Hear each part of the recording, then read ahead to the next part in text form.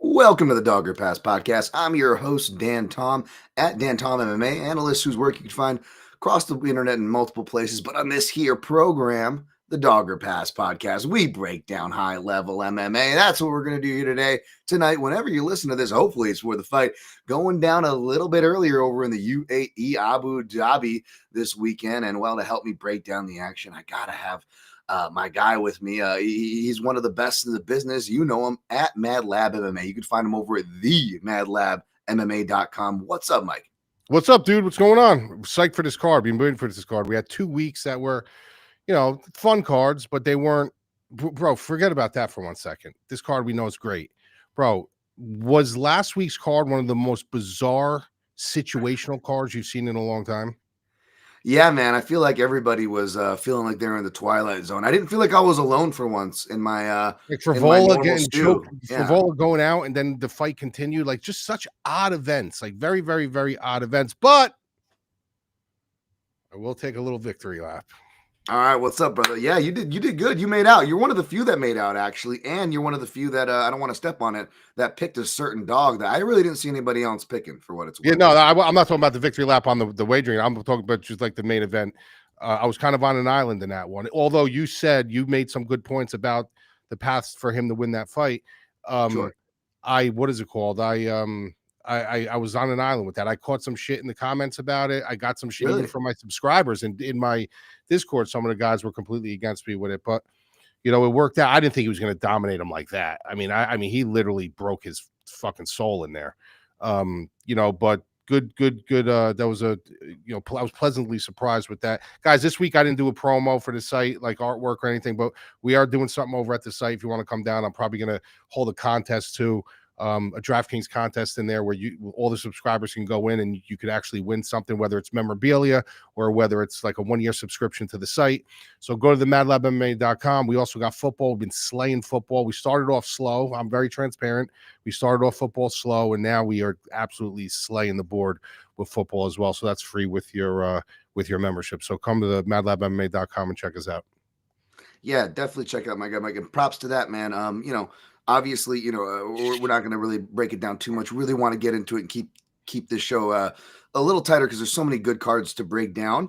But yeah, there was definitely a lot of bad bounces. Of course, you can guess where I ended up on them, which is par for the course for me. I don't want to talk about that. People get mad about that. But I will say a lot of the things that did happen, regardless of what side anybody was on, they are things that I've highlighted before. Mike, I don't say, Manic Mark Smith for nothing. And I don't say indecisive Dan Murgliata for nothing. People were like, oh, did Dan Murgliata fall off recently? He was the culpable ref in a lot of these situations that we saw this last weekend. And again, he's always been that way. Like, just like I say, like it's going to be rare to find a bully who's a counter fighter, right? Your personality follows you into the fight game. You can argue the same thing with refs, right? You stick around too long as a fighter, you get washed. You stick around too long as a ref, you get washed. And your personality also kind of goes in there. You're a little bit lax and a little bit lazy, like a Keith Peterson or a Herb Dean. Well, it's not so coincidentally, those guys are on the wrong end of not stopping the fight, right? Going too late, right? Where you got guys that are high strung, like, Mark Smith, or, hey, I'm Dan Murgliata, those guys are the ones making really indecisive calls. And Dan Murgliata not only has a history of this, guys, even with Kevin Holland in particular, he's given him like uncomfortable crap, like, that's kind of semi, like, we've all heard people like, oh, I don't like the showboating athletes. Like, is that why you don't like him? I think there's probably another reason there, buddy. But okay, let's go with the showboating. Not only has Dan Murgliata had those vibes, he's had the really poor actions. Remember the Kyle Dawkins fight with Kevin Holland, where he changed his call. He let Kevin Holland get knocked out and submitted, all for nothing, because then after letting the fight play out, he went and changed the call. Of course, guess which end I was on that end, right? Fading Kevin Holland. This time I was on Kevin Holland, and neither here nor there. Bad example. Who should be betting Kevin Holland? But the point is, Murgliata, a lot of these referee trends that I'm pointing out, folks. Again, the trends that I point out, I can't hit the picks and plays, Mike, but I keep hitting these trends on the head, do I not? Yeah. It was just very bizarre, man. Like very, very, very bizarre card. I mean, it It was so odd. It was like from just out of the gate, like the water just didn't feel right. But it was funny though. I was cracking up. Like, dude, I was laughing. I think we were texting each other too. I was cracking up Oh yeah. so hard at some of these things that were happening. But listen, man, it's gonna happen. You're gonna get cards where the night's just off as far as the officiating, and there's just something in the water. Let's hope we get a solid run on this card. No, the referees are on point, the judges are on point, most importantly, because it's over in Abu Dhabi. And let's, hope for a really fun card, which I'm expecting it to be. Yeah, we'll talk about those things, and some of it will have interplay as far as these topics go. So again, let's get off that. Let's jump over while we're still under the 6-minute mark, in the 5-minute mark here, to UFC 321. Got an awesome card to talk about this week, folks. We got the undisputed heavyweight title between Tommy Aspinall, or as I like to say, Tom Aspinall, baby. He's apparently coming in a little thicker this week. He's minus 400. Comeback on the challenger, former in-term strap, insert, Dan Tom J off GIF there, plus 300 on the comeback for Gone where? Over 1.5 in this 5-rounder. Of course, heavyweight balance they're predicting, though. The over 1.5, minus 120, Mike. Under 1.5, plus 100. Obviously, Tom Aspinall is the favorite. I'm not sure how, too many people would disagree with that, but I have this rule, Mike, and it definitely goes away for the higher level of heavyweight MMA, which is like a real small percentage of the pie, mind you. But anything over 2 or 2.5 to 1 odds, as far as betting spreads in heavyweight MMA, you might want to squint at. Now, maybe less so at this level, again, for a guy that I respect like Tom Aspinall. But do you have any? Is there sense in what I'm saying there, Mike? Do you disagree? And more importantly, what do you think about this fight? No, I agree with you. First of all, we've had this discussion numerous times, even about minus 300 fighters in any division. You'll never see me go near them. I just think you're putting your money in the hands of something you can't control, and fighting is very volatile, and anything can happen. And when you get to the higher divisions, like, when you get into a certain division, like the bantamweights and the welterweights, things are a little bit more about technique, volume, technique, cardio. But when you get to the heavyweights, like, it could be just the wrong spot at the wrong time, and you're done. It doesn't mean the better fighter always wins. I think this line is kind of insulting to Gane. I think that Aspinall is the right favorite. He's the right side.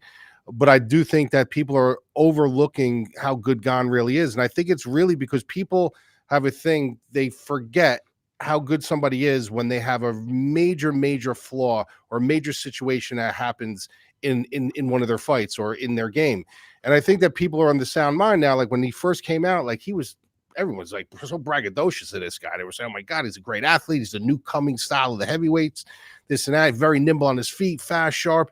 And then you started seeing maybe his counter wrestling is not that good and stuff like that, but he's very good and he's very athletic. He's explosive. He's a pretty intelligent guy. But then all of a sudden we see a couple situations where it looked like he broke. It looked like he just mentally checked out. It looked like he kind of threw the towel in, and you're like, okay, well, maybe he doesn't have the dog in him, and which is understandable. But at the end of the day, you're getting a guy who is a freak athlete. I mean, if you've seen him do other sports, like the way he plays basketball and stuff, the guy's a freak athlete. He is a good technical fighter. He's going to give people problems. You know what I mean? He's going to give high-level guy problems, and he's beat some high-level guys. But when you look at Tom Aspinall, you're looking at a guy who, to me, for my money, he's a natural heavyweight. Like, you just see by his bone structure, you see by his legs, you see by his shoulders. He's not overly muscular, but he's just a big, solid guy, big hands, big wrists. He's got that somatotype, that mesomorph somatotype, where he just fits the prototypical heavyweight perfectly. And he's athletic, and he's got good striking. He's got good power. He's got a decent durability. He's got good cardio, and he's got very good grappling. So, like, the guy's a very well-rounded. When you look at both guys, you're looking at Aspinall, and you could see the aura steaming off him, that he's got that championship aura about him. He just does. What's that? Ass and all. Sorry. Yeah. He's got a championship aura about him. Like, he just does. Where Gane, he's a really good fighter. He's good for the division. In a division that we're always starving for heavyweights, he's perfect for the heavyweight division to be here and cause some waves and give people problems. But he just doesn't have that champion aura about him. Like, there's just, and I've said this over and over again. People are like, what do you mean aura? I said, Jamal Hill didn't have championship aura. Jan Blachowicz didn't have championship aura. Like, there's certain guys that do, and there's certain guys that don't. And I just think this is a spot for Aspinall that to set him up to continue his run, to continue, people obviously really buying into him and believing in him, which you should. But I don't think it's going to be as easy as people think. I think Gane can give him problems. And I dare to say, I think Gane is slightly live in this fight. Like, I really do. I think he does have the ability to give Aspinall some problems if he could stay nimble, stay sharp, stay fast, and kind of, make Aspinall hunt a little bit. So I'm going to pick Aspinall, but I do have some minor reservations about this fight. I do think Gane is good enough to be very competitive here. Spot on analysis as usual. I will try not to repeat it, but only to add to it. So I definitely want to page note your potential pathways to victory for Gane here, which I think is important. In fact, I'll just touch on that now. Again, the line's too crazy to bet Aspinall straight up. I wouldn't even want to throw him in a parlay, even though I am, I don't want to say I'm higher on him than most because, it's full board, the hype train. It feels like, despite not fighting and not getting that Jones fight, he's still kind of accomplished a lot of the hype, and good on him, right? I'm not complaining. I'm just saying it kind of feels funny. Are we walking into something here? And with heavyweight MMA being fun, and even Aspinall joked about it. He's got a good sense of humor at the interviews this week. He's like, yeah, we're working on changing up the game. We're going to, jab our way to a split decision, and joking about it. But, the truth is, and, shout out to my guy, Sean Sheehan. He posted like a record of Aspinall and in each round in outcome, and obviously decision it's 0-0, round 5 it's 0-0, round 4 it's 0-0, round 3 it's 0-0, round 2 it's 1-2, and then of course he's got a winning record with 1 loss there. I believe that might have been the DQ loss. He's got a DQ loss in there on his regionals. He's got the the upset, the classic prospect loss we always talk about. That's usually by submission. Right. And you got that leg lock there. Gane goes for the leg locks. And that's the thing, Gane, obviously the reason why his ceiling is down, even though, like Mike said, he was the new hotness at one point, lest we not forget. Right. But he's been inactive. He had the really, really just poor showing against John Jones. Right. Say what you will, even if you're a John Jones fan and hugger of sorts, you got to still be like, that was a poor showing from Gane, if we're being honest. Right. He goes against Sergey Spivak, where we talked about that fight, Mike, and I use that fight as an example where, like, a guy where, like, you get that feeling like, oh, this guy lost the fight already, and that was Sergey Spivak. And again, he's been inconsistent. So how much can you even tell? How much is that even worth? And from a guy who likes Sergey Spivak, which is me, more than most, I don't know how much we can value that. Then he goes and clearly loses to Volkov. I don't use the word robbery often. I don't abuse it like these folks on these streets, Mike. But that was one of the worst robberies of 2024. In fact, made my article over at Home of Fight, the worst robberies of last year. And that was arguably toward the top, easily top 3. And rewatching that again, just, he's still making really bad IQ performances, right? He's still going for leg locks. He's still, even if he has a good idea and he's showing improvements like in his wrestling, like he'll show a tactical improvement, whether it's strategy, which, by the way, MMA Factory, as soon as I saw Fernand Lopez, I'm not trying to speak from the Extreme Couture bias. There's a bit of a rivalry there, right? But MMA Factory also has a bit of a rivalry with Tom's camp, to which they're 0-3 against Tom Aspinall, that camp, folks, I believe. Or they could be 0-3. They're Alan Badeau, Cyril Gane, right? Or not Cyril Gane, someone else. I forget. I think they're actually 0-2 to Aspinall, that camp.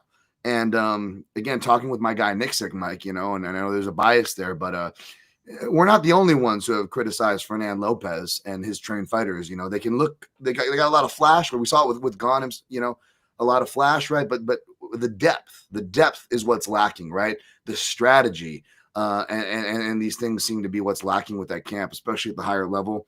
So I'm going to be picking Aspinall here, but to your point, Mike, we could see it being extended, and not to take the easy way out or this or that. There's just a ton of live betting spots on this card.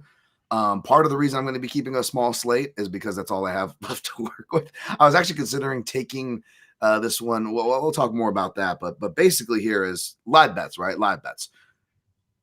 If they make it out of the first round, even if it's a lackluster first round where they stare at each other, you are still going to get Cyril Gane at plus odds. Just because, right? Because Tom Aspinall gained so much respect, and if nothing really happened, you're going to get that plus odds. Now, if Cyril Gane is, on bottom position, it looks like maybe he can survive or something, or he does survive. And even though it was a dominant clear round for Aspinall, but Cyril Gane survived. Mike, would I be crazy by saying people maybe might want to peek at the live line on Gane? Because again, factoring back to the unproven rounds, this being heavyweight, this being MMA, could this be a quiet live betting spot where, maybe you look to see what happens after the first, if it gets out of there?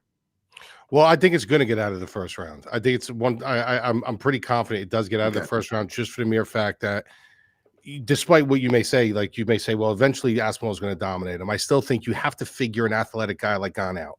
You can't just go charging into the pocket. You can't just go shooting on hips. You can't just do things blindly.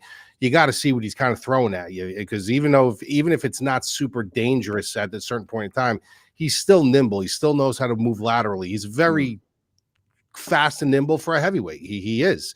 And those are guys you got to figure out. Not necessarily you're pulling back the trigger because you feel like you're in danger, but you're making your reads. Like Gane's a guy you got to kind of make reads on, because he'll chip away your legs, he'll stab you, he'll move, he'll chip away your legs. So you got to make the read. So I honestly think this does get out of round number one. Almost like a feel out round in boxing. You know what I mean? A lot of times it's just inactivity. You kind of take that round and you throw it away. I think a lot of the times, like with Gane, if you want to really pin him down and you really want to figure him out, you got to take your time and figure him out. So I'm expecting it to get out of the first round. So yeah, it could be a lot bettering opportunity. Are we going to see a cheeky fight starts round 2 spot from you? Or shout out to our guy Aaron Bronstetter. He loves those cheeky bets too. I love him, bro. Man. I love him. I love too. him. I love my time at the parlays and shit. I love him. Keep your eye out. The MadLabMMA.com again. I was actually, while you were doing it, I was just trying to look up the number to see if it's even out yet. I know my guy so well. Get to see my guy this weekend too. More on that later. More some of the bets payoffs later. But back to this fight and to close it out, folks. Again, it's the main event. It's big odds. It's heavyweight, but it deserves the respect of this type of breakdown. These guys deserve that respect, right? And we went over I just went over the pros. Minus 210. Okay. Wow. Okay. That's not as good as I thought. I thought they were going to put something better on that. You can tie that into a parlay, though, if you're confident in it. You could. I was figuring somewhere more closer to even money, to be honest. But, we'll see. We'll see. Maybe that moves. Who knows? But the reason why, we went to the highs and lows of Gane. But why am I picking Aspinall? Why is Mike picking Aspinall? Why is he favored? Well, in my opinion, again, it's not just, the power or the hype or the speed and athleticism and all those things, because Gane, minus the power, perhaps, obviously, but he can parody some of those things. For me, it's the underrated grappling, right? It's the underrated grappling that I've been wanting to see more. I've been calling for more for Aspinall. And there's a specific read and a specific bet that I do like for Aspinall. And I showed my guy Mike, so he knows what's coming. I ended up firing on that, Mike, as crazy as it is. And I'm going to give that to you guys here. This is going to be one that, could age well. We could pump this one out. Could bump my chest if I get it right. Would it overdo what I get wrong? No. But basically, not just Aspinall or by sub, which I've failed with those calls before. I made that call with Chaibura. I made it with Pavlovich as well, for a different, but different sub calls for those, which I'll get into. I'm actually going back to, if you guys remember my Marcin Tybura breakdown, to a similar breakdown there. Not just because on the feet they both stance switch. That's like the only stance switcher and southpaw look that Aspinall ever got, because that's another thing, right? We haven't really seen Aspinall against southpaws. Gane's a switcher, but he primarily fights from southpaw. You can conduct traffic from there, a la that first Volkov fight, right? But no, on the ground they actually have some similar tendencies as far as their get-ups. Now, he went to use the cage and gave his head and was a guillotine, right? For John Jones, his long arms. John Jones, that long arm guys love those front chokes. We know this, right? What was the improvement? What was the main improvement for Gane's get-ups that we saw in the Volkov fight? Well, he was swimming hard and deliberately for underhooks. You see him in the drilling footage. It's pretty consistent. He brings it in the cage with him, which is like it's your basic day one. Like, look for the underhook. Look for the underhook. It's not wrong, but everything has a counter, right? And for you jiu-jitsu nerds about this, apologize if I'm preaching to the choir, but as you guys know, what is the common counter for an underhook getup? It's a guillotine. Again, we saw with the Jones Gane, or a darce, right? It's some kind of front choke, right? That is the general counter. However, as we've seen with even with lighter weight guys, a la Islam Makhachev when he fought Dan Hooker, right? Dan Hooker went for the underhook getup, and Islam pinned that motherfucker, right? And mother effer, right? And he went for the figure 4 Kimura grip and ripped the Kimura. Tom Aspinall has done that in his past fights, pre-UFC, it's something that he likes. He's looked for it in some fights too. He's kind of grabbed it, and fighters have, moved out, and he's transitioned with it. He's never really in love with anything. Tom Aspinall is, for better or worse. He just kind of takes what the fight gives him, right? But at heavyweight, and Mike, you know this. Mike, Kimuras are a strong man. If you're a big guy, boy, are Kimuras extra dangerous, right? Like Mike almost took out a well-known grappling specialist UFC middleweight in his prime from Kimura. I remember you sharing that story, Mike, right? Yeah, Danny Miller, right before his fight. Yeah, I did it from my back. I sit up from my back, and it like an accordion. Yep. And what if you're doing it from the top with the skills and size that Tom Aspinall brings, right? It's very dangerous, no matter the skill level, so to speak, right? Not that you weren't skilled, Mike, or anything. You didn't know what you were doing. But, Well, listen, I'm the first to admit, like, it was my fault. You're not supposed to go that hard, right? Well, sure, you weren't trying to yet. I wasn't trying to, but I'm saying that was my fault. You know what I mean?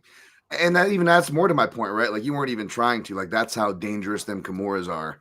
Yep. And I feel like that's the most likely submission, but you have to go like 6 method props on, Schmidt MGM or wherever that offers you the exact finish props, folks, to find before you get to the value point. Like, it's not like we'll talk about Walter where they know that they're going to price the heel hook close to a submission prop, right, Mike? Yeah. This is plus 4,000 for the Kimura, folks.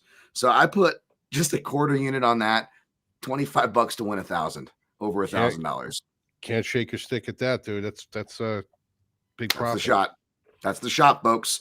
And I'll probably put Aspinall by sub possibly in the round robin. I'll recap the possibilities. I already have those narrowed down for you guys, and I'll have my stuff on Substack posted sooner. But as we usually do, we go a little deeper on these fights. We're going to push on to the next one, and we'll speed it up as we go. So let's go to the co-main event.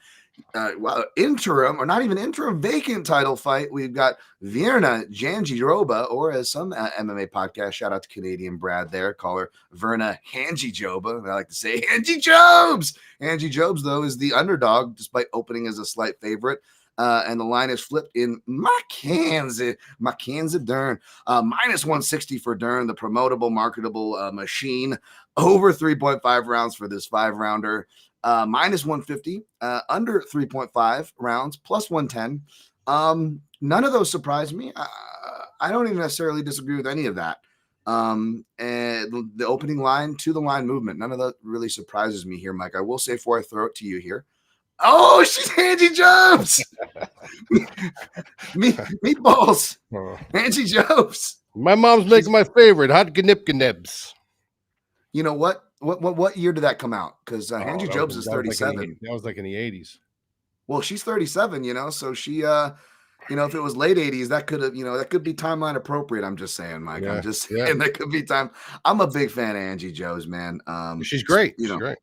She's made, I believe both me and Mike, not speaking out of school, have made some money on her and her run up here. She's more like, the Damian Maia type, this and that. But I got a lot of opinions on this fight, Mike, so I don't want to go long-winded here. So let me throw some rematch record stats for you in the audience, and I want to hear what your thoughts are, Mike, where and why you landed on this fight. They're both, by the way, 1-0 in career rematches. Angie Jobs got her rematch was to a lesser-known name on the regionals, of course. She won both times, whereas Dern lost to Amanda Ribas, who Angie Jobs also technically lost to. More on that. Page note that. Also their previous fight. Some scoring opinions I have, But yeah, she got into the 1-0 rematch column in her last fight, avenging that loss to Amanda Ribas. And now they meet now with the line swing, Mike, as it is. Do you agree with the line, the swing, all the above? What's your thoughts, brother? I'll make mine's kind of my breakdown on this because it'd be kind of quick. Just for the mere fact, when you get two girls that are, or men, it doesn't matter, girls or men, whatever, two fighters that are so categorically parallel to each other, you got to start doing like when you go on a website, right? When you see the home, about, services, and then you click on it and there's a subcategory that drops down. Now you got to start getting into subcategories because you get two women who are very high pedigree grapplers, right? Obviously, we know Mackenzie Dern's credentials and stuff like that. And I think that her gi credentials kind of overshadow Jandy's a little bit, you know what I mean? Even though Jandy's credentials, but we're looking at like when Mackenzie Dern came in, they pushed her as like this phenom freak grappler, which she is. She absolutely is. So no one who goes against her is ever going to have the edge per se in the grappling against her, just for the mere fact it's the titan of Mackenzie Dern, the legend of Mackenzie Dern. The problem is gi grappling and tournament grappling is totally different than MMA. Okay, so you got to understand how to get it there. Mackenzie Dern's biggest flaw in her game for a while was her wrestling. Like, she just had no ability to get it to the ground. Sure, if she gets it to the ground, chances are you have probably a 70-30 chance of surviving, depending on, I mean, it's a 30-70 chance of surviving, depending on when in the round she takes you down, what kind of position she has. But her wrestling just isn't that good. Like, she has a lot of trouble getting it to the ground. Jandy, on the other hand, great grappler as well. If she gets it to the ground, she's got the better wrestling, but is she really going to submit Mackenzie Dern? So now you're looking at this like, maybe the grappling is a little bit of a wash at this point. Like, you know, Mackenzie Dern's probably not going to submit her. She's probably not going to submit Mackenzie Dern. So now you're looking at the feet. They're both sloppy. They're both mediocre strikers, right? I would say Mackenzie Dern has the edge, a little bit more polished, a little bit more sharper, a little bit more athletic and faster. But the thing with Jandiroba is the reason why her striking has worked for her, the reason why both women's striking has worked for her, because when you're fighting girls who are lesser grapplers, they have to fear the takedown. So they're pulling back their punches at this point. They don't want to be taken down. So they're not really overexposing their striking because they got to mind their P's and Q's. None of these girls care about that. So when these girls let their hands go, you know, when these girls let their hands go, I go down to the subcategories, who's the dog? And even though Jandiroba is tough, there's something about Mackenzie Dern that she's got like a really hardcore dog in her. She will get bloody, she will get beaten, she will get bruised, and she will still continuously move forward and load up on her shots and look to take your head off. And I think that's just the optics that the judges will need to see in this fight. Jandiroba might stand there, she might hit her with a couple shots down the center line, but nothing's going to be as ooh and ah as Mackenzie Dern when she starts really just bulldozing and letting her hands go. So I think that's going to be the optics. I think that's where the edge is going to go here. I think it's going to be a close fight. I wouldn't be surprised if it's even a split decision, but I think the optics are going to go towards Mackenzie Dern and probably give her a 29-28 decision here. Absolutely spot on. And I in the audience, I'm sure, appreciate that you kept it tight. And here's the thing with Mackenzie Dern, though. You're right. Absolutely optics. If Merab is the optics king, Mike, Dern is the optics queen. Unfortunately, it's for a lot of the wrong reasons. Hashtag to the old PYM boys, that hashtag booty burglary. I say this for a reason, because Mackenzie Dern, you know, did not, just like Tabitha Ricci, the other booty burglar. You know, it's my theory. Women split decisions, they're always weird, or, you know, they always go to splits or whatever. That's the stereotype, and the numbers kind of back that up. We can all agree on that, right? Well, within that proven trend, there's another one that I see that, not so coincidentally, when it's not just a split, but when it's a split where you're like, how did that girl win that? You know, split or not, it shouldn't have been. How did that girl win that? Usually might be the more attractive girl. We saw maybe, you know, even though she was on the wrong end of a split, more toward the end of her career, we saw that a bit with the mom champ, Michelle Waterson. And you see that with Dern and Ricci, where you're like, I don't know what the judges were watching, Mike, but it sure as hell wasn't the fight. And to the credit of Dern, she does land the more impactful shots. But it's what I'm going to use a pool parlance, Mike, and maybe you'll pick up what I'm putting down. But Dern is also the perfect example. The reason why she gets those decisions that she doesn't deserve over the Tisha Penningtons of the world is because she has slop striking, right? Slop. They're like, oh, slop, it still scores. Like, yes, it still scores. It could still hurt people. Of course it can still hurt people. But I would argue that slop striking is the most misconstrued striking, right? You know, we obviously, we're more, you know, freaking hipsters or aficionados or whatever you want to call it, with our noses in the air because we grew up watching boxing and other striking sports, Mike, right? Like, we know what good striking looks like, and MMA has been on the catch up. That's no secret. You know, but however, there's an argument to be made that a lot of this slop striking, even though it scores and it can hurt, like, how much did it really land clean? And how much is it really hurting the opponent? Is it because Joe Rogan and the commentators, who, by the way, speaking of that booty burglary trend, it comes from a reason, folks. I'm not just trying to crap on the judges. It's human nature. Mike, I'm sure you do this all the time when we're taping a fight. Do you ever find yourself watching the fighter you're not supposed to be taping? Yeah, of course. And a lot of times we break it down. It didn't have to be like it could be a female fight where you can accuse us of being dudes, right? It could be a guy fight. And a lot of the times, if we're being honest, I don't know if you come across this, Mike, where I'm like, oh, I like this guy's style better, so I keep watching him. I need to watch the guy I'm supposed to be breaking down as much as I hate his style. It's because whether it's a legitimate attraction to the style or an attraction to something else, that's where your eyes are going to wander, right? It's reflected in the scorecards. You go back to the commentary, it's also reflected in the commentary. Like, you go to their rematch, they're not like Virna Jandiroba is actually outstriking her the majority of the third round, right? It's 1-1. Dern actually, she wins the first round, but she's clearly losing the momentum of the steering wheel, right? Going into the second, it's kind of like the Prepolek Dober fight where, Prepolek clearly got round 2 and had the momentum going in, but we don't know what would have happened in that round because the low blow happened super early, right? And similar thing. Not only does the momentum get halted by a foul because there was a huge momentum shift. Again, Virna is taking the momentum from round 1, even though she technically lost it, wins round 2, and then you get a really bad eye poke that really changed the momentum of the fight. Even still, Virna's winning it on my cards, even though I don't go by those significant strikes because they are not accurate and they are drawn from an inconsistent well. She's up on those too.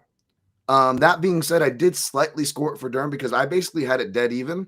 And then at the very end, which Virna will tend to do, and she's gotten better at it, but she pulled guard to go for a submission, which was silly against Dern. And she has been pulling guard a lot less, even though she has her Damian Maia style get-ups against like really crappy grapplers she can get away with it with. She pulls guard and she gives away one hammer fist. And you know what? It was close enough where that one hammer fist, I'm like, you know what? That goes to Dern. But that was such fine margins, right? And we go back and look at that. And since that fight, she barely wins against Virna, right? Then she goes and faces an old, aging Nina Nunes, who, was on her way out of there. Gets through with her, one of her few submission wins in the UFC. Again, 10-5, 15 fights for Mackenzie Dern, and only 5 of those are by submission. Again, kind of page noting the note Mike said where, oh, she's this great, she's this, she's this, that. And like what Mike said, it's not the same as sports grappling, even though she did it out of the gi as well. It's not the same as MMA, right? And is she really that game over? Because Mike, as I go through the record here, I do this every time with Dern, because even me, someone who you could consider closer to a Dern hater than a Dern fan, I get caught up in the hype too. And I'm like, oh yeah, Mackenzie Dern. Oh yeah, I get why she's the favorite. Oh, I get why she's popular. Oh yeah, she's the beast on the ground. But when you watch it, is she really game over? Like, of course, she's much closer to game over. She's one of the best. I'm not denying that. But how much is it? Just like those punches, how much are those really landing and hurting when Tecia Torres seems fine, doesn't miss a step, and wins literally the next 2 to 4 exchanges on average after every air quote hurtful land that Dern got, right? So then she goes and after the Nina Nunes, she loses to Marina Rodriguez. She should have lost to Tisha Pennington that we just said. She loses to Yan Xiaonan. She beats an aging Angela Hill, who, if it was a 3-round fight, could have won if it wasn't for, like, again, just the most perfect knee. And Angela Hill already has gas tank issues. So it was the perfect knee in round 3 to kind of change the momentum. It was the best Dern we saw. But again, it's Angela Hill here, right? Then she goes against Jessica Andrade. I cashed big on that, Mike. She did not have Jason Perillo in her corner. She did not have Jason Perillo in her corner for Lemos. I cashed there. She beats Lupi Godinez, but she barely beats Lupi Godinez. It's a very close fight. Like, again, the commentators, the judges, it was in Abu Dhabi, by the way, folks, that fight. And the judges did not they no-sold Lupi Godinez in some rounds that she should have won. And that fight was also razor close. She gets submitted by Fifion Davies, which, by the way, folks, since 2017, like almost a decade, Mackenzie Dern hasn't won whenever she has done grappling. So that's the tail end of her grappling career. And whenever she's gone back, she's basically lost almost every time. And then she beats Amanda Hebosh, to where Hebosh, I mean, let's forget the fact that Hebosh is 2 in her last 8, right? She, Hebosh beat Virna Jandiroba, but that fight should have been a draw, by the way. Hanji Jobs almost controls her, outstrikes her the whole first round. The ref stands him up for no reason. It's a BS stand-up when Hanji Jobs is working her on the ground. And then she drops her, almost knocks her out, because Hanji Jobs strikes harder than people give credit for. And that wasn't a 10-8 somehow. And yeah, outside of that, she really has only won 2 fights since 2020 in like half a decade. That was Mackenzie Dern's last win. And by the way, they too were 1-1 until Amanda Ribas, who again, super washed, right? I don't know how good, she's 12-7 career-wise. Like, how good of a win was that really? And, Ribas was still favored to win that. And Mackenzie Dern, pulls it out via an armbar. It was a nice armbar or whatever, but Virna's specialty is arm bars, so I think it's like what Mike said. It's going to be a wash because they specialize. They do a lot of the same thing, whether they drop for legs, limbs, arms. But I just think Virna has the better MMA wrestling. I think even though she's got a really game that looks super janky, and the commentators don't do her any favors. They're like, "Oh, she looks wobbled," but that's just how Virna looks. She moves around funny out there, but it's really effective. And she, in that first fight, you're seeing that even that more rawer version, and I think Virna has actually quietly improved more because Dern improved a little bit, then she completely regressed, and now she's having to build herself back up, right? And she's so much in having to build herself back up. She's like, "Oh, I'm glad I'm facing Virna, someone I beat, because I would have wanted more time. I don't think I'm ready to face the champ." Does that sound like a winner? You know what I'm saying? Like, she's got the dog in her, but she's got to it's inconsistent. She's got to get her ass kicked and practically finished, which she should have been finished, by the way, in round 2 of that Lemos fight before it even clicks in. Mike, we talk about the corners telling on their fighters, and what is Ciryl? A guy I respect, a guy I like to see in her corner. Always say, even in the last fight, he goes, "Mackenzie, we're doing good in this fight, okay? But we know how you get. You kind of get lost. We need you to stay focused. Stay focused," right? And I picked against the guy that had a problem staying focused in Brendan Allen, and he still won last week. Poo on me, excuses aside. And perhaps I'm set up here, man. But I think it's going to be a close fight. And I know I'm set up for Mike. What Mike said, we're coming to a similar conclusion on different sides, which means it's going to be a classic heartbreak spot, right, for Dan Tom. But I took Angie Jobs plus 150. And hopefully I can at least get a push if I get booty burglarized, and Angie Jobs gets booty burglarized once again by the Optics Queen. And I took Angie Jobs points handicap minus 120, 1.2 units, because I believe she can win, 5 of the potentially adjudicated 15 rounds. All right. Anything else to add? I know I went longer and passionate there before we push on to the next one, Mike. No, so you got what are you taking? Jandiroba by how? I just said Angie Jobs money line plus 150. Oh, and in case I get right. Yeah, and in case I get jobbed by the booty burglar decision, I got points handicap 3.5 minus 120, 1.2. Am I coming in clear? Yeah. All right, cool. All right, let's move on to the next one here. We got wow. Sorry. Went to a different fight there. Who is the next one here? Oh, we got Umar. Right here. Umar Bautista. Umar Nurmagomedov minus 700 for Umar. Umar's coming. Shout out to Paul Shag, who does the best Omar from the Wire gif with Umar. Mario Bautista, the comeback on him, plus 450, over 2.5 rounds, minus 250, under 2.5, plus 205. Yeah, I'll be quicker on this one, Mike. I like the favorite here. I hate the line. Makes you want to look toward the dog, makes you want to look toward the cheeky points handicap, but I don't even know if I like that. Even though Mario Bautista would only have to win 1 round, I think the wrestling is going to be what's key for Bautista's game, and that's what's going to be key to shut out his game. So I like Umar there. I also like Umar with the range striking. I think he could get it done inside the distance. They're giving like plus 2 to 1 on that if you're looking for a way to actually play Umar. But I might save that for a round robin if I touch that. Probably won't touch this fight at all, but I'll be picking Umar. Mike, what do you got? Yes, I'm a big Bautista guy. You know that I actually took him against Patchy Mix, and obviously he won that fight. And if Patchy Mix didn't fight again after that, that fight would have aged extremely well, and these odds wouldn't be where they are. I think the odds are a little inflated towards Umar for a few reasons, but one of the reasons is because the Patchy Mix fight really didn't age that well. Because now we're thinking to ourselves, did Bautista really look that good, or is Patchy Mix really that bad? So like there is a little bit of confusion there. It's a great name to have on the resume coming from Bellator, but now we're starting to wonder, like, is this guy, ready for this level, or is Bautista that good? Then he goes, Patchy Mix loses, and now we're like, well, maybe it was just a Patchy Mix thing. So I love Bautista, but there's a few elements here that concern me in this fight. One is I don't see Umar losing 2 fights in a row. 2, it's over on his side of it's over, on that side of the pond. And one major thing too that a lot of people don't look into enough is this is the first time ever in his UFC career, Bautista, that he's flying out of the country to fight. He's never been out of the country. He's been to Vegas, he's been to, you know, all these other states, but he's never been out of the country. Now you're going out of the country, 18 to 20-hour flight, you know, over there. Like, this is a complete, you know, a mishmash for him. This is all new to him, from the weight cutting process, from leaving his country to going to a different culture, to seeing, like, it's very different. You know, it's very, very different for those of you guys who've never done it before and like been in a situation where you have to go overseas and you got to adjust, and you're, you know, eating different food and doing different things. There's a lot of barriers involved. And obviously you're fighting a guy who is beloved, you know, over there. I think he's going to be very, very competitive in this fight. I do. I think Bautista is going to be very competitive in this fight, but ultimately, I just think he's going to fall short. Like, ultimately, I just think that, you know, whether it's going to be a really close fight that the judges are going to lean his way, or the travel and all the, you know, due process up to this point kind of wears on Bautista a little bit.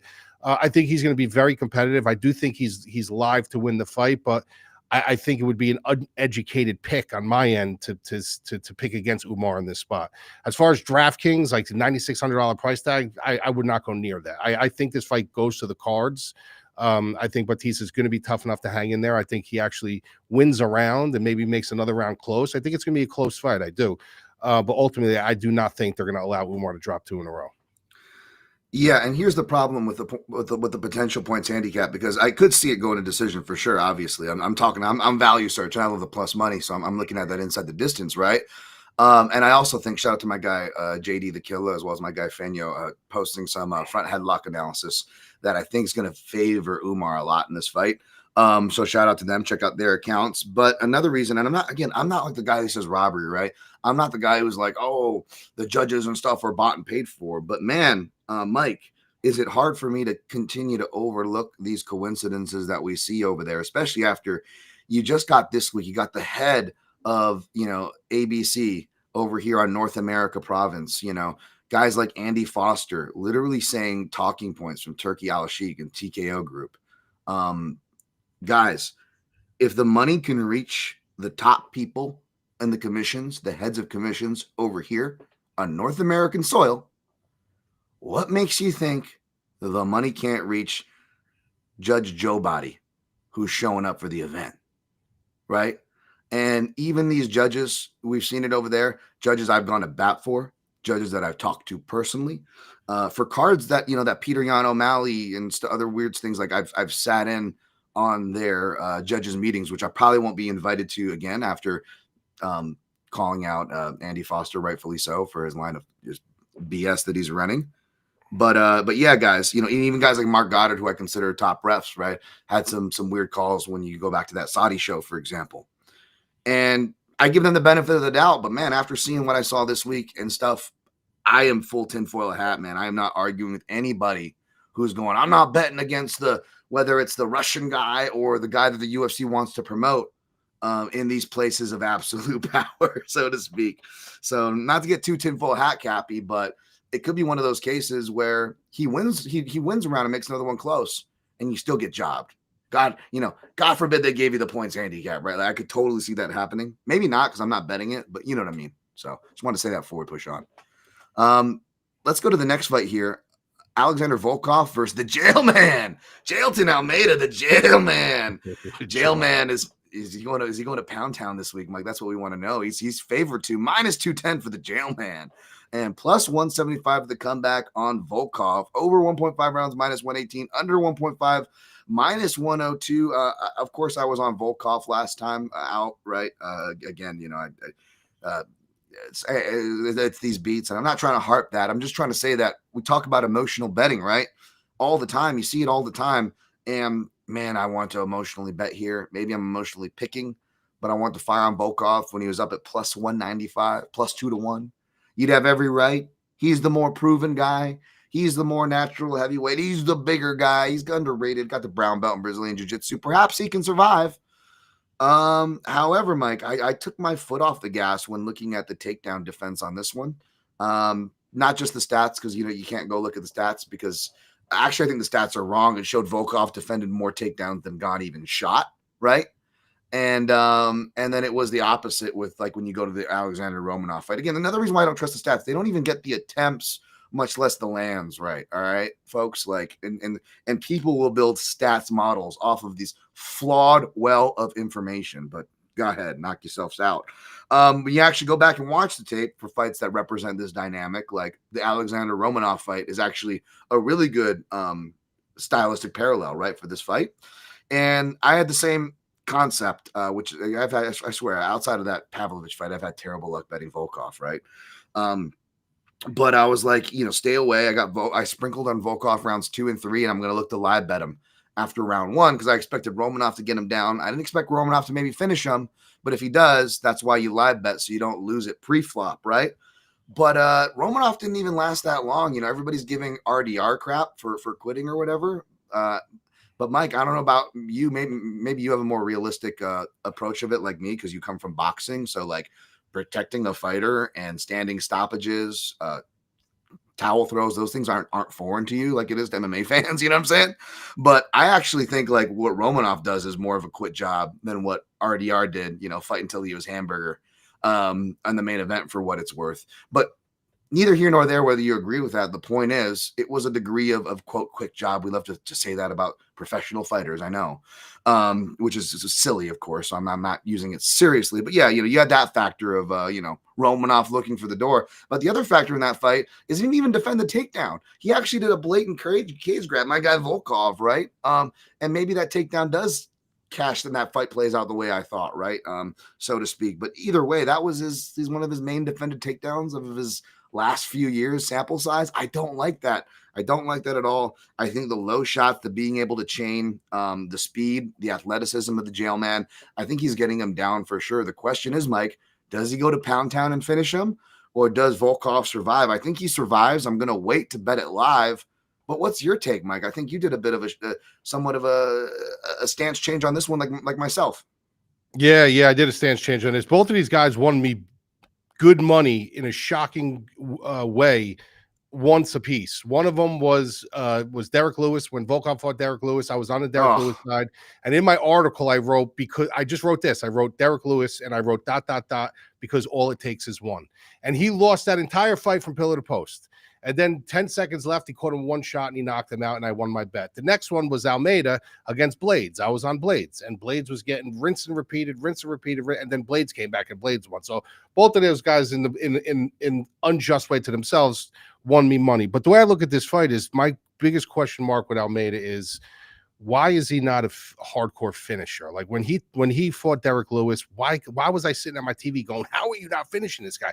Like, he just couldn't finish him, and the same thing with when he even fought Curtis Blades. Like, as many times as he took him down, as many times, it just seemed like he didn't know how to get into these positions. And he was just so content with like riding.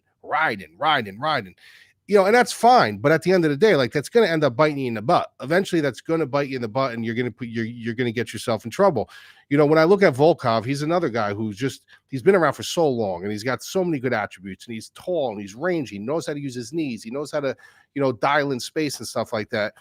And I originally picked him. I was on the phone with you, and I was saying I'm going Volkov. I think that Almeida might have issues getting inside on him, just from his weapons. Like, Almeida doesn't look like he's the smartest guy in the world from his decisions, and maybe he can't find a way in. Maybe he's a little cautious. Maybe he gets caught by a knee that backs him up a little bit, makes him think twice.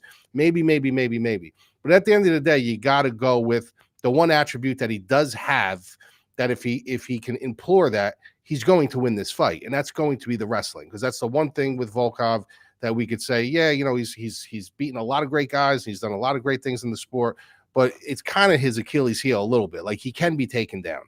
And I think if Almeida gets 1 or 2 takedowns on him, he might start running downhill on him. I just don't think he finishes him. Like, I don't look at Almeida as like this really intelligent guy where he sees these windows that are open. He's like, there's a window, I'm going to jump through it. He kind of just is kind of complacent sometimes. It's just getting the position, holding the position. And that could be a detriment, because the more minutes you let a guy into a fight, the more opportunities you're giving them to win. And Volkov's a guy that if you give him enough opportunities, he's going to find the window and he's going to jump through it. But I just think the smart pick from a pick perspective is Almeida. So I'm going to go Almeida by decision. Dude, Almeida by decision is plus 500. Fight goes to decision plus 250. Yeah, I Shout think out there's to value on. I think there's value on that. Like if you look at historically with Almeida, yeah, he finishes fights. Sure, he can finish them. But if you look at some of the bigger spots that he was in, like you would question, like the Derek Lewis fight. You know the fight I'm talking about, right? Yeah, absolutely. No, I do because Yeah, you're like, Mike, what what the did hell are you doing? How are you? Not? He was dead. Like Derek Lewis is gassed and dead to rights, and he was just like well, laying on him.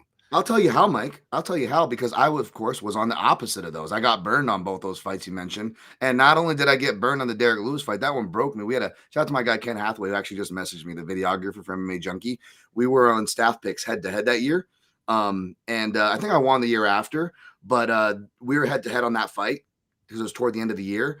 And that fight was the one that actually set us apart. So again, of course, Dan Tom loses in the third round. All right, well, I'm sure I'm blowing people's minds right now. What? Dan Tom lost? Dan Tom lost in the third round when his guy was winning? Dan Tom lost a crucial thing that would have made or break his record? No way. That never happens.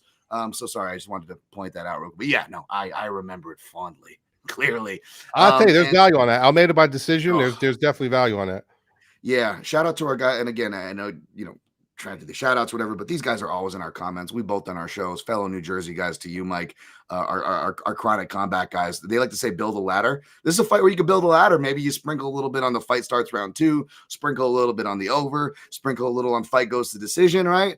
And then you sprinkle a little bit on who you think is going to win the decision, especially if it's the jail man, right? He said he doesn't mind that he doesn't get a finish. He said in the interviews, and I'll take it with a grain of salt, but to your point, Mike, he said winning is all that matters. And even though I feel like that was one of the most rigged things we saw, that I feel like Derek Lewis and both the jail man bet that fights go to decision, regardless of my tinfoil hat cap theory. He can do it for 5. He can certainly do it for 3, right?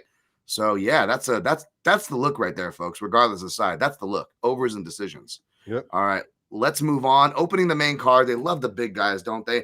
Aleksandar Rakic versus Azamat Murzakanov, the David Harbour Pokemon. Martin Boudet. He hasn't quite evolved into Martin Boudet, and Martin Boudet isn't quite evolved into David Harbour, but we got Azamat Murzakanov at the bottom of the Pokemon chain, minus 115. Opened as a little bit larger favorite. Money trickling in on Rakic, minus 105. Over 2.5 rounds, minus 130. Under 2.5, plus 110, which looks a little interesting because even though I would not be surprised for this fight to go to decision, it's an important fight for both fighters, which you can kind of incorporate as far as trying to find that percentage of handicapping where you're like, ooh, the fighters are coming off of a knockout loss, which means they might fight more conservative, right? That's when you maybe look for overs or important fights, right? Weird stylistic matches, important fights. When you have just one of these, if not both, Mike, to me, that's when you start maybe looking in the overs as far as those intangible X factors. But I had to do the tape study, which you will see over a more detailed. It's a pay-per-view week. I'm going to have the full Southpaw report over at Home of Fight, and of course, have Southpaw stats and my thoughts overall for the entire card over my Substack for free as usual at Dan Tom MMA. But I cut through the stats. He's only officially 0-1. Rakic is against UFC level Southpaws, losing to Nurmagomedov Ankalaev. Also saw in that Erie fight, not a bunch, but basically it's this, Mike. I didn't like what I saw. Is basically what I call false leads, which actually might be technically mean something else, but I call false leads as I see it, as far as you see orthodox fighters do it a lot against southpaws. They, even if they're not counter fighters, they look to counter, which means they're uncomfortable because they are. People hate fighting southpaws. And then they lose their jab, or if they don't, it's this kind of half-hearted thing. They're mainly trying to do a hand play and then just set up big kicks. And that's what he's doing, man. He barely even sets up his right hand. He just sets up the Alex Poatan step-up outside kick, which isn't as strong as his normal leg kick, which is really strong. Again, he's a very jab low kick Dutch-style guy, Rakic, but doesn't translate as well against southpaws. And, well, what was the common thread from the southpaw stance in that sample at the Uri and Ank? It was the left hand to the body and to the head. That is the main weapon of Murzakanov. I got Murzakanov here, Mike. I fired on him at minus 115. I'm a Rakic fan as well. I know you are. But did you fire on Rakic? Are we opposite here, buddy? Yeah, so when I look at this fight, man, it's I was very high on Aleksandar Rakic, like big time. I thought that this guy had, potential to really make a run. I really, really did. And I thought that his spot was going to be against Blachowicz. That's when, not that he arrived, because I think all the MMA fans knew, like, going into that fight, he was dangerous. But I think to other people that looked at Blachowicz a certain way, like was his spot to shine.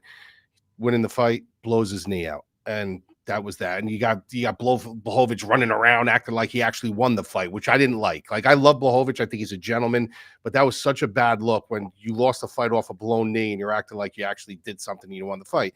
So, then he comes back. He obviously, he's bad tear. He comes back. And who did they give him? They give him Yuri. Like, that's a ridiculous fight to give somebody on their comeback. And I said that about Yuri, when he came back. Like, how are you giving Yuri this fight, like, off this big injury? They give him a really dynamic, explosive, odd guy. Now, guys, I don't know who boxes and who does grappling or wrestling, but boxing and striking is really all about timing. And when you come back off an injury, you got to get your timing down. You got to get some minutes. You got to get some cage time. And to put him against someone like Yuri, who's just so wacky, to me was kind of crazy. So then he comes back and he fights Ankalaev. Now, when he fights Ankalaev, he loses that fight, obviously, but you're looking at a guy who was the champion. So he lost to a former champion. Despite what you wanted to say about his performance against Pereira, the guy was running through people before that. So I'm looking at this now and I'm saying, who do I think is the better fighter? If you take away the injury and you take away, to me, Rakic is the better fighter. I think he's Thiago Santos 2.0 with grappling, with wrestling. I think his wrestling and his grappling is very underrated because everyone's looking at his kicks, his power and his explosion, but his wrestling is actually really good. And he tended to leave it for a while for some reason. This is all going to boil down to, where is this at? Where's his head at? Okay, if his head is there, and he still has that confidence, because listen, we've seen it 100 times. We've seen it with Renan Barão. Once they lose their confidence, sometimes it never comes back. This is all about here for Rakic right now. He knows that he's got to win this fight. This is kind of a must-win fight for him. So this is going to be all about, where is he here? If he's checked in and he's confident, I think he knocks Murzakanov out. Yeah, I think that could definitely happen. Yeah, for sure. I mean, if he's confident, I like that you brought up the wrestling, by the way. We were talking about that. That's one of the things we liked early on, but we haven't seen it as much. And in fights where he probably should have, especially that Yuri fight. And that's what troubled me. He didn't go to it in that fight, Mike. And whether it's IQ, or even if it's IQ or perceived IQ, that's enough for me to stay away from him here. And I will say it actually plays into some analysis and suspect that you had with Rakic, right? Regardless of you liking him or picking him or not picking him, right? Which is that you laid it out, when going through his history, right?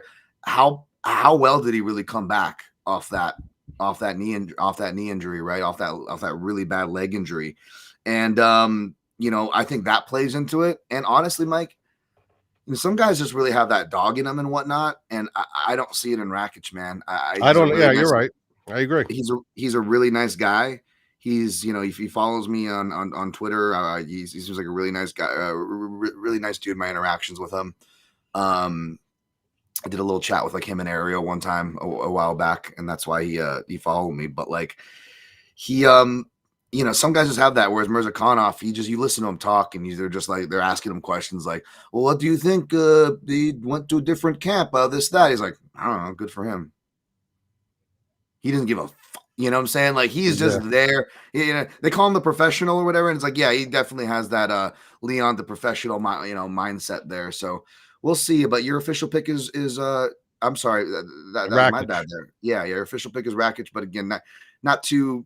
This doesn't sound like you're too confident on. Like I said, it's all about where this is. You know. All right, let's try to be a little faster on this one. At least I will be faster on this one. Mike, I kind of did a stance shift on this next one too. I was looking to see if there would be an interesting dog number, but I think it's going to settle at pick'em for Nasrat, Haqparast versus Quillan, Salkilld. Of course, Haqparast is minus 115. He opened as a slightly bigger favorite. Money has come in on Salkilld, I believe.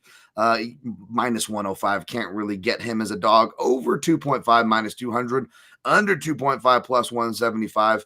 I probably like the over more than anything else in this spot, Mike. Not a lot of minus 200 spots. Not a lot of parlay spots, despite the big favorites on the board that I like.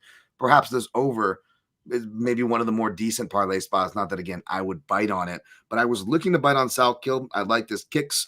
I like the grappling looks that we saw against a tough and, possibly EPO'd there. Yana Lashmo is there. But at the same time, you can't deny that Haqparast is the deserved favorite. He's more experienced, fought the better guys. And even though technical nerds like myself was kind of like worried about him when he started being a little too more back foot, he got away from that pressure fighting. Maybe he's like, I look like Kelvin Gastelum. I don't want to fight like him too. It's like, no, fight like an early Kelvin Gastelum. Pressure. Doesn't do that as consistently. Will be more than content to have kind of close fights at range. And I feel he lost that Jared Gordon fight. I know, I'm biased because I bet him. But again, another classic, not just classic, Dan Tom lost classic decision. Dan Tom lost decision. The pot would have swung his night. All that normal stuff is normal. Yeah. And that's not why I'm actually bringing it up. Bringing it up because, again, where was that fight? That was the Saudi fight. We're not in Saudi. We're in UAE. But again, this money touches all places. In the important places like the commissions, folks.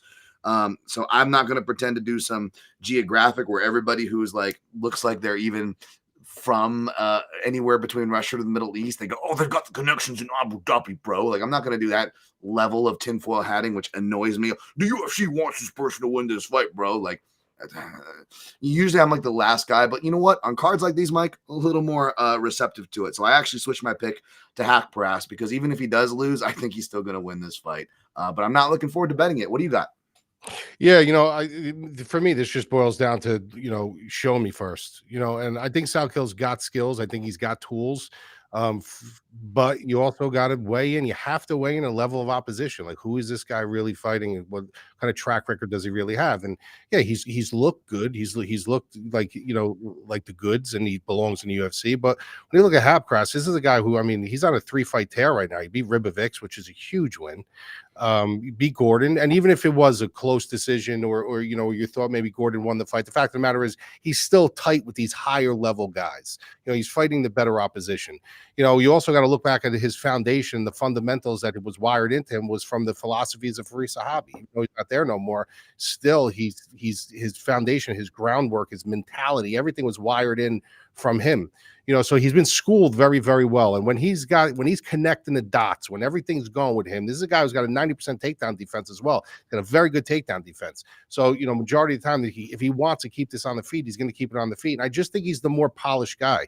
And I think that just comes from experience. It doesn't mean that he's a better athlete. Doesn't mean he's faster. But he's seen more looks. He's been in more engagement than Salkilld. And I think ultimately that with momentum, with him really starting to show who he was supposed to be. Because at one time when Haqparast first came out, people were very, very high on him. Then they started losing traction on him. Yep. And now he seems like he's kind of figuring it out a little bit. Maybe a little bit late, but he's, it's never too late to figure it out. And I just think the momentum, I think the skill set, I think the cage time, the level of opposition, the philosophies that he has, I think this is his fight to win or lose. Absolutely. And the last thing before I push on, another reason why I brought up, and not because, that was a robbery decision, or, woe is me, but it also to call out something, not just myself, but something I always say and just said earlier in this card, Mike, emotional betting. We called it out. I forget what it was, but we called it out on the prior card, right? This is a spot where it's like, oh, yeah, I lost tight decision to Haqparast.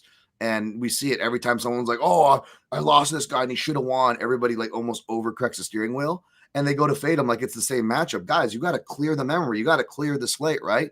And I think I was operating on, I'm looking to fade. I'm looking to fade Haqparast. Can I get plus money? When all reality here, if there's any value, the value is actually on Haqparast. This could be one of the few favorite or pass things. A few times where you could say favorite or pass, right, Mike? Yeah. Yeah. All right. Let's move on to the next one. I don't know if it's necessarily favorite or pass, at least for me. We'll see if it is for you, Mike. We got Ikram Aliskerov versus the Iron Turtle. JunYong Park. Iron Turtle, baby. One of my favorites. Minus 240 for Ikram Aliskerov. The comeback on Park, plus 125. I think is a little higher than that. I think he's hanging out around plus 200, if I believe. And Ikram might be a little higher. But yeah, we got the over 2.5 plus 100, under 2.5 minus 125, which sounds about right. Because Aliskerov, the deserved favorite, I get it. But you look at how he wins, it's mainly first round or bust, so to speak. And, we don't know about the cardio durability, which again, I forgot to mention with the Jailman. Jailman might actually still be a light heavyweight, which is light heavyweight as glass cannons. For as impressive as they are with their artillery, them heavyweights, man, the light heavyweights go down faster than the heavyweights, right? They more of those chins. We might have seen that. And, we could have that, with Aliskerov. I know Robert Whitaker his wins and his losses haven't been aging well. It's because that guy is, you know, in the old W wash territory, which I hate saying that word, especially against one of my favorites like Robert Whittaker. But Robert Whittaker can't pop. That was a beautiful read that I believe would have hurt anybody. I don't think we should condemn Aliskerov for it. However, I'm not sure I'm willing to commit to him at big chalk numbers against a guy who will go in there tit for tat. He can be finished, although he's never been finished in the first round. All of Iron Turtle's finishes come in round 2. So if you're an Aliskerov backer, maybe you look at that round 2 prop because his money line and even his round 1 might be overly inflated and not worth getting involved with. Maybe the round 2 is a sneaky look. But for me, I'm actually going to go with who I feel like is the more proven product quietly in Park. I know that Andre Muniz fighting to a decision, even with him, is a bad look. That doesn't age well. But for what it's worth, he should have won that decision. And if he does, you know, he's got a nice, really run that he's on here. He's a consistent guy to fight for your money. We've talked about his jab and underrated qualities before, Mike. Obviously, you pick up on those things really well as well. I know Park's made you money in spots in the past. But are you taking Park here? For me, I feel like even though I'm taking him as a dog, I don't want to play him like Volkov. I want to wait to see if he gets out of round 1, how the fight's looking, then maybe play him from there, even if it's more toward even money. You know he fights for your dollar, but I'm not willing to run to the window on either side, Mike. But my pick's Park. Where are you at?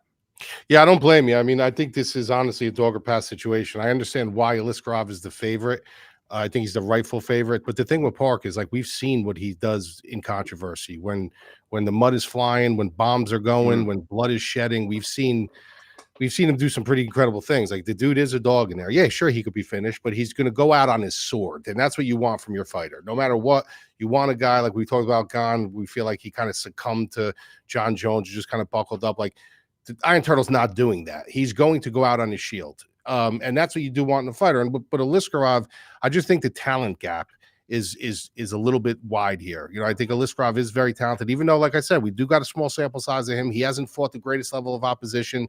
He's come in on late notice to fight Whittaker, and he kind of folded in a way. I mean, he got caught with a shot, but at the end of the day, a lot of people thought that he was going to actually come in late notice and win that fight. I thought people were crazy, but you know, so he's not like a full proven product either, but the kid is really talented. Like, he's really, really talented. And I just think the skill gap here is going to be a little bit much. And I think sometimes the one thing I will say about the Iron Turtle, about Park, is sometimes he will let you run downhill on him. You know what I mean? Like, he will, like, he'll kind of not succumb to you, but he'll allow you to take the fight that you want. And then all of a sudden he'll realize at a certain point in the round, like, oh shit, like, I'm losing this round. And then all of a sudden he starts turning it into like a snowball. Yeah, you know, yeah. That's what he does. And you can't do that with certain guys at certain levels. If you look at Park's competition, like, he's fought some good guys, but I would probably argue that Tavares might be the best guy that he fought on his resume. You know what I mean? So you could probably do it with those guys. Someone like Aliskerov that has the skill set that he has and does have the ability to run downhill. If you let him run downhill, he might just continue to run downhill. So my biggest question here with Aliskerov is the cardio. His chin, obviously, we've seen what happened when he fought Whittaker. But from a skill set perspective, I do have to pick him. But I have no gripe with you taking a shot at him as a dog. And I think it'd be kind of foolish to take Aliskerov on the money line here. I think it's too rich. Yeah, trap fight, and you know, I love my Korean brothers and sisters, even though Korea has not been doing well. You do generally like to bet the Koreans though as a dog, and for all the Koreans, Park is the one who is arguably aged the best. Man, he fights for your money. He's a little warlord in there. Mike, let's go to the next fight, and then after this fight, I think we can honestly speed break down the last 6. But this fight I'm excited to talk about. Mateusz Rambecki versus Ludovit Klein. I don't know why I have to say his name like he's in the Third Reich, but he is a Slovakian, Ludovit Klein. And he is also the favorite, minus 150 for Klein, with a comeback on Rambecki, plus 125, similar to the Hanji Jobs line. Rambecki actually opened as a slight favorite. We have another equally, pretty much spot-on equal line flip. And the over 2.5 rounds, minus 125, under 2.5, plus 125, or 105 now. I'll be honest. So I actually like Rambecki here. I think he was opened as a favorite for a reason, but that doesn't matter if he was opened as a favorite or not. That's not how I make my picks. That's not how you make your picks, Mike. We make it by our own analysis. Then we look at the line, and I was pleasantly surprised to see the swing because I understand it. Rumbeski, basically, the reason why he's getting faded and the reason why I don't blame anybody for whether you're picking against him or not for not playing him, because I'm picking him and I'm not playing him here, folks. But I'll tell you what I am playing in a quick second. Is because he always goes through wars and takes damage, and that's his obvious hole. He's a wrecking ball. He's a little wrecking ball, and you love it. You want to talk about southpaw pressure fighters? I give you Mateusz Rumbeski, man. I love it. But that comes with a cost, and more importantly, that cost was paid not barely 2 months ago to Chris Duncan in a war that, hey, I came out on top of that one with a live bet and the pre-flop dog pick and all that, and the tactics were there, but it was a war, right? And his cut barely looks like it's still healing. Like it looks like that could bust wide open, right? And all these things. However, this is a southpaw versus southpaw matchup, which makes it extra volatile, which means not always does the on-paper striker necessarily have the advantage. And not only are they 0-0 officially to UFC level lefties, Klein is actually 0-1. He lost to Aiden Lee, who was a more known Cage Warriors product. Of course, that fight didn't last on the feet long. Ludovit Klein looked awkward as he does in the brief southpaw versus southpaw looks he gets. And he got a kick caught, right? And he got taken down and submitted. And Ludovit Klein, one thing he doesn't really do in general, he's got a really good left kick, but he barely uses that right kick. And he's got a good left kick, but he barely uses that right kick and lead side. And I think that's going to be trouble for him.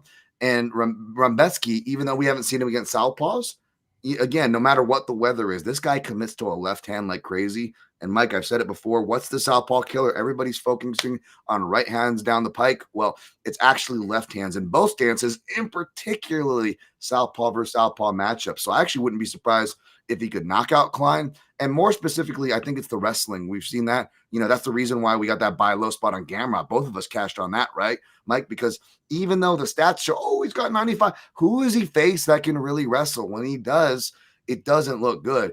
And they're going to post that Rumbeski's least possible path to victory, according to the odds, is by submission. That's where you're getting the biggest odds at. I'm taking Rumbeski by sub. Give me sub in the round robin. But because it's so volatile, southpaw versus southpaw violence, both guys are coming off of, wars. Obviously, Klein took much less damage in his war, but they're both coming off of them. Give me the under. I took it when it was plus 130. I still felt like it's playable at plus 115, which you can still find it at places. Under 2.5 rounds. I know I don't often do the typical MMA gambling violence bet, but here I am betting the violence. Mike, what do you got? Let me ask you a question real quick. Do you think he really won against Worldby? Yeah, I rewatched both all their whole library. I don't think it was a controversial decision, but I do think you could have made arguments the other way. It just gets really tough when the damage is done early, and you're just you got to make sure you're not grading. Yeah, it gets a bit tricky in that. But I'm I curious. I don't have a complaint either way. I actually picked Worldby in that fight, and I remember when I was watching, I was like, I don't know about that decision, but it wasn't like, oh my god. Listen, I like Rumbeski. I think Rumbeski's a good fighter. I think he's very war torn. Like this guy, guys got to remember, like when you get into these wars, Teddy Atlas used to say this all the time in boxing. Like there's some wars that when you go into the cage, you don't come out the same person. Like you leave a small part of yourself. Dustin Poirier's done it. A lot of these guys have done it. You leave and that just never to return. And sometimes it's not really visible to the human eye, but it could be microseconds that like your timing is off, or you're just not registering things quick enough. Your brain wants to do things and your body's not reacting. Also, scar tissue buildup. You know what I mean? Like this guy is getting cut a lot. Like this, like he said about the scar on his face, like. Oh, that's all visuals that the judges are going to see. They see look like Nate Diaz getting cut in every fight. Like these are all damaged visuals. When I look at Rumbeski, I think he's super, super tough. I think he's got good wrestling. I think he's got big power. I think he's got all these attributes, but I do think he's a very sloppy fighter. I think he's a very sloppy striker. I think he loads up on things. I think he just throws for the fences, where Ludovit Klein to me is sharper. He's just a sharper striker. He's a sharper technician. He's much more the technician in there. And I think if you're gonna go down the stretch in a war, say the third round, you're going with a 1-1, and both guys are damaged, and both guys had their moments, and you're starting to get a little tired in there from a high-paced fight. The sharper technical guy that's able to throw out that jab and keep stabbing, you keep sticking. You got to remember, Ludovit Klein's going to have a 6-inch reach advantage in this fight. That's significant in a fight like this. So I think it's just going to, the optics of the judge, if it doesn't go to the cards, it might not go to the cards. One of these guys might finish each other. But I'm just saying, optic wise, I just think Ludovit Klein's going to look like the sharper, more technical guy in there, where Rebecki is going to start going for broke at a certain point in time. So I'm going to take Ludovit Klein there. I wouldn't be shocked if one of the guys finish each other. But just for the sake of the show, I'm going to say Ludovit Klein by decision.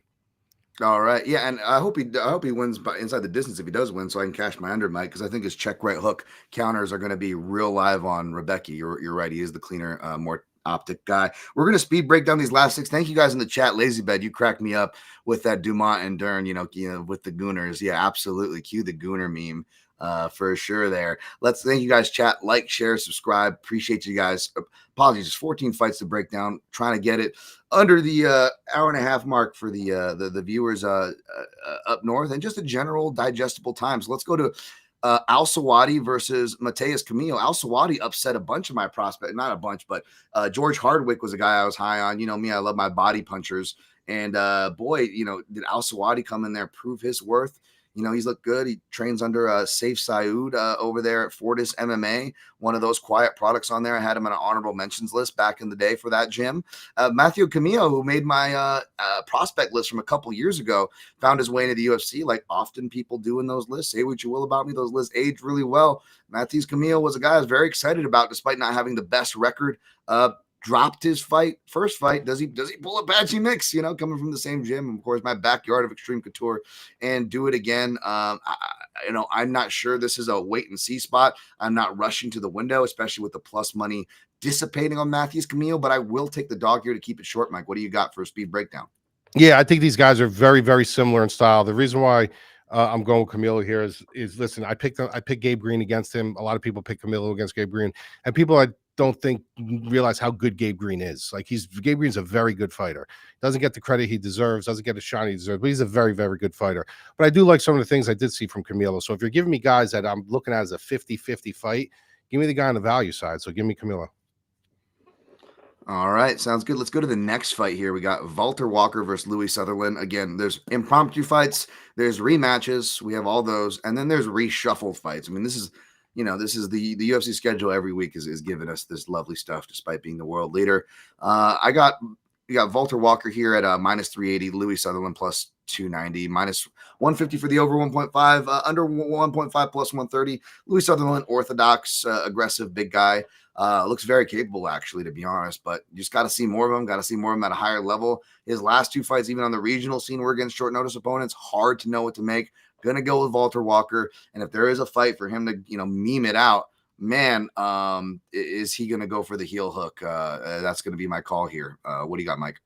Yeah, so I'm just gonna say this, and if you guys want to hear the full breakdown of my philosophy on excuse me, how Walker can lose this fight, you can go over to my site. I don't want to drag it out, but I will tell you this: I'm picking Walter Walker to win the fight, but I'm gonna just entertain me for 1 second. This is a heavyweight fight. Now, if I'm training somebody and to fight a guy who's got 3 heel hooks in a row, this guy's just dropping down and going for heel hooks. The game plan here is sit down.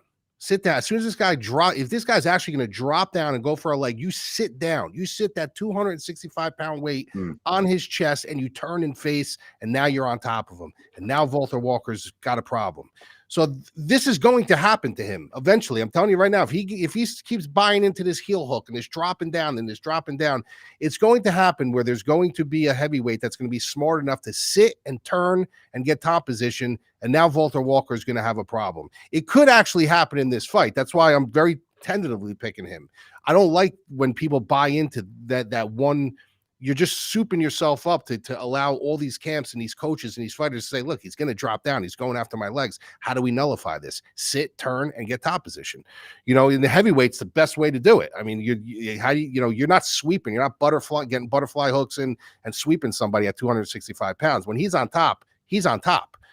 So I'm picking Walter Walker here, but I'm telling you, he's playing a very dangerous game at the heavyweight division that he keeps dropping down for these heel hooks. Yep. Don't disagree with that. Let's go to the next fight. Jose Delgado versus Nathaniel Wood. Jose Delgado, actually the favorite in this one. Bigger favorite, you're minus 150, plus 125 on the comeback on Nathaniel Wood, the prospect Wood.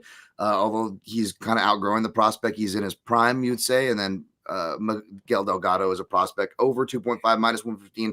Under 2.5, minus 105. We both picked Delgado last time correctly. I was correct as far as saying his clinch is a wood chipper, but you were more bullish on me, Mike.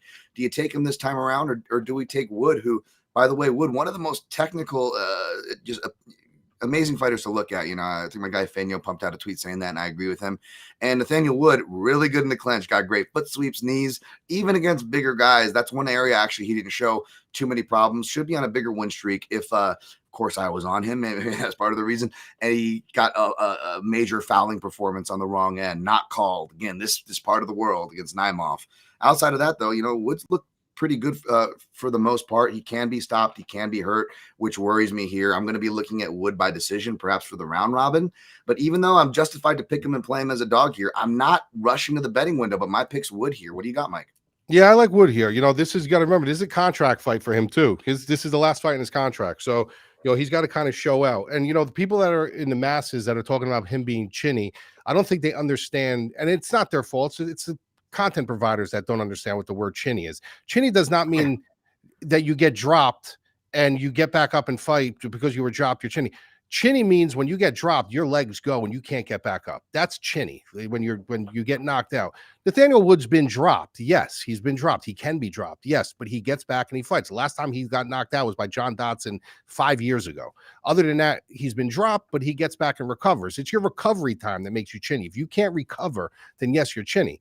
Does he get dropped? Yes. I haven't seen enough from Delgado. I think Delgado can put himself into some really bad spots as far as rushing forward, just throwing his hands, getting really, really brazing. And I think Nathaniel Wood's very technical. It's a contract fight for him.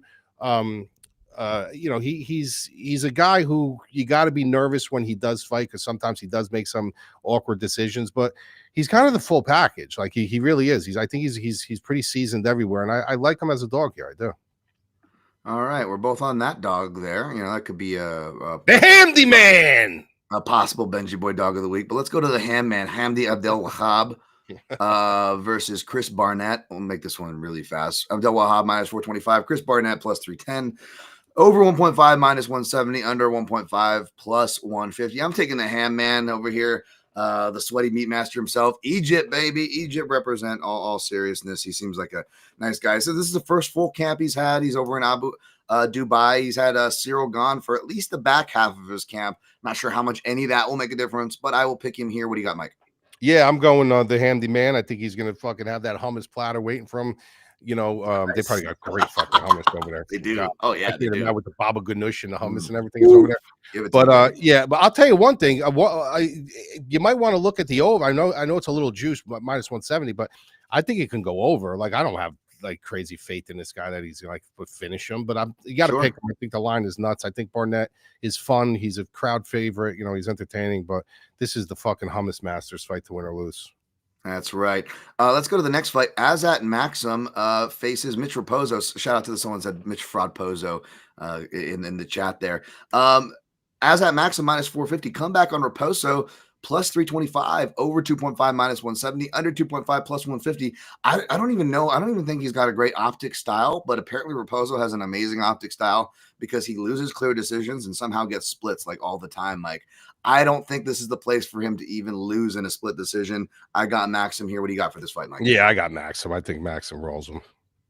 Yeah, absolutely. That's an overplayed parlay piece, really big number, so everyone's parlaying him.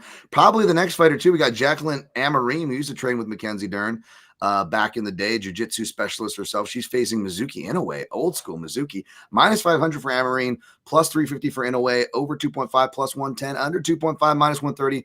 Mike, I will take the favorite, but outside of it being stupid odds, I will say another reason why not to play it is stylistically. Amarim is a finished round one, first half of round two, or bust for the most part. Not that she can't win, but it does get sketchy if she can't. And in a way, is super experienced, man. She's won like 5-round wars with girls like Volkov, as well as Hanji Jobs at the top of the card.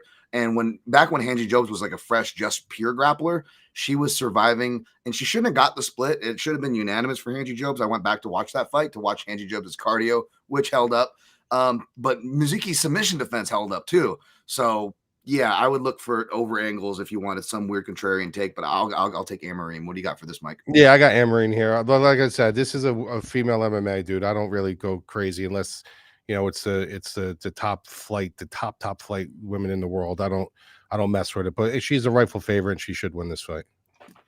Yep. Virna and Dern is 5 rounds, Mr. Wipeout. So yep, you are correct on that. And so is Charlie C is correct. I do have a wild look today. I haven't been able to cut my hair. Dude, I've cut my hair once, like since my dog died in the summer. Like it's been pretty bad, folks. And I cut it myself. It takes me like 5 or 6 hours. OCD, work their jobs, too busy. It's a mess over here, folks. You're absolutely correct. I am a mess all way around with the way I look.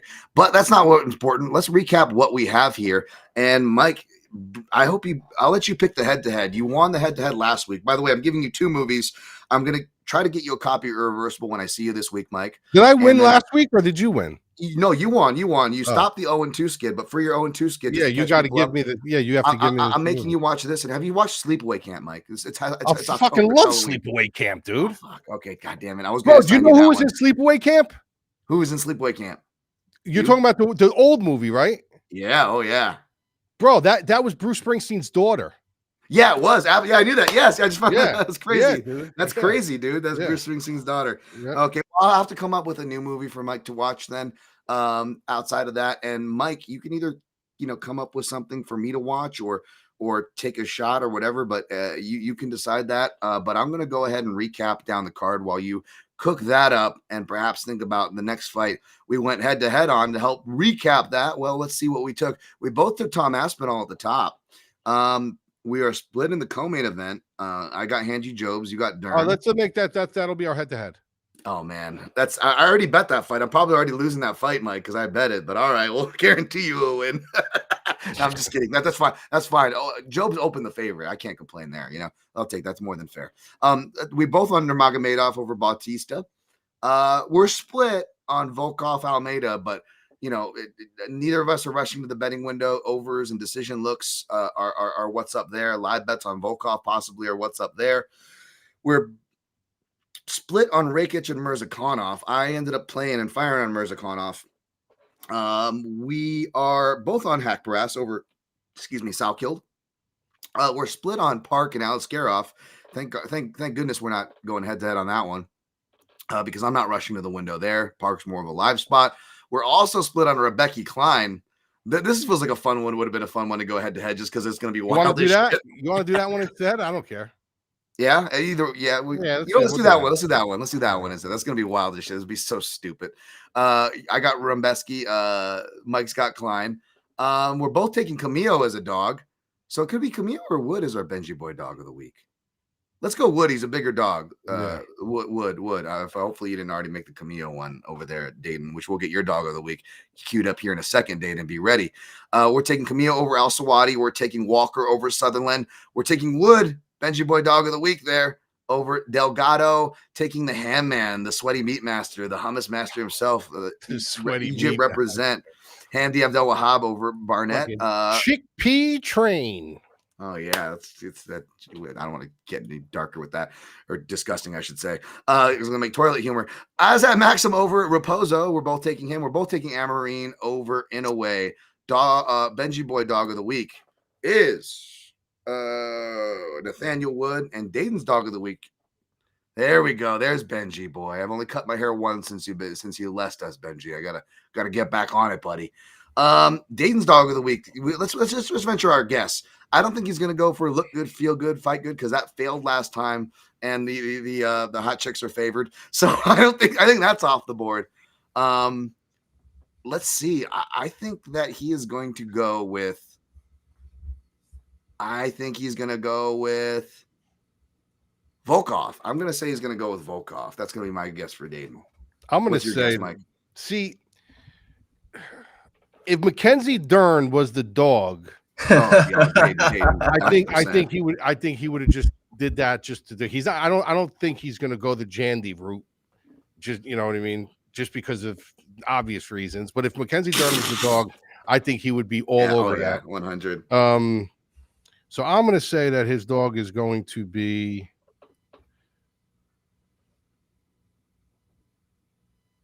I'm going to say, I don't know why. Sometimes he's going to pick Sutherland. So, yeah, I can see that. All right. Oh, it was Volkov. Look at that. Oh, hopefully this is a good omen for my predictions. But, we know that I usually predict the things that don't matter. But I'll take it. I'll take predicting a Dayton's dog of the week. Volkov, baby. Let's go, Dayton. Let's go. I'm on an island. All right. And we're going head-to-head this week on Rebecca Klein. That'll be action-packed. Please put in the comments on what movie I should get. You both our punishments are out. Both me and Mike owe a punishment. I wish we would have bet dinner because then you would argue with me when I try to treat you to dinner this weekend. You son of a yeah. I'll be in Vegas this weekend, and me and DT are gonna get together on Friday. We're gonna do a little fucking din, make some wagers. Yep. Yeah, it's gonna be a good time there. So I'm excited for that. Before we end over in the Canadian broadcast here in 30 seconds, again at Mad Lab MMA, the MadLabMMA.com for his plays. At Dan Tom MMA on all social platforms and my Substack for free, where you can find the pics and stuff posted. I'm actually going to do it tonight and get that posted up for you. Just right now, keeping it small this week because I have to. But yeah, Job's 3.5 minus 121.2. Aspinall Kanura plus 4,000 quarter unit, baby. Just threw it down on that. Rebecca Klein under 2.5 plus 130 a unit. Fired on Murzakanov minus 115 1.15 U. The round robin, I'll tell you right now, probably be something along the lines of Aspinall sub.